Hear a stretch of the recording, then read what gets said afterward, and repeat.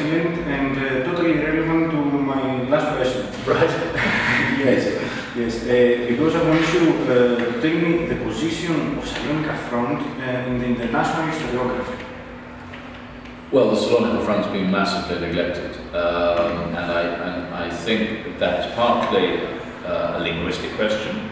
I mean, that actually to treat the Salonika Front well, you have to be in command of several languages. Serbian absolutely. And that's, even if you look at it just from the side of the Entente Powers, you need Greek, you need Serbo-Croat, you need Italian, you need French, you need Russian, you need English. And then once you look at it from the point of view of the other side of the front, that when you're dealing with Bulgarians, Austro-Hungarians and Germans, then you're adding to the problem, let alone Ottomans as well, of course, who also have a strong interest in this front. So to do it properly, you probably have more languages that you need than any one person actually is normally in command of. That's one reason for its difficulty. The other reason, I think, of course, is the use of the word sideshow does encourage those, particularly those from outside the Balkans themselves, to regard it as something they don't have to give high importance to.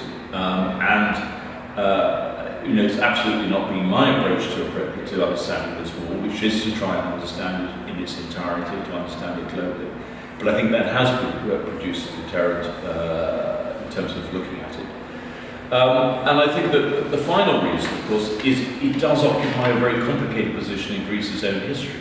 So it's been difficult for Greek historians to tackle it, quite specifically because of the schism between the king and Venizelos, and also because the First World War does not end in November 1918 for Greece, as for many other countries in Eastern and Southeastern and Europe, and indeed into the Middle East as well, because the fighting won't end until 1922. So this is actually a very small episode for Greece in a war that begins in 1912 and ends a decade later.